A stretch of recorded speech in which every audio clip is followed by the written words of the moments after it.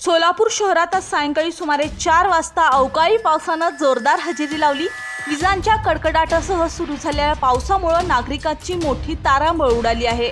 शहरात सकाळपासून ढगाळ वातावरण होतं, मात्र सायंकाळी अचानक आलेल्या वाऱ्यांचा वेग वाढला आणि त्यानंतर अवकाळी पावसाच्या सरी कोसळण्यास सुरुवात झाली।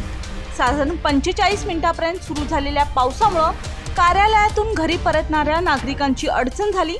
7 रस्ता परिसरातील दृश्यांमध्ये तुम्ही पाहू शकता की किती मोठ्या प्रमाणात पावसाला सुरुवात झाली आहे।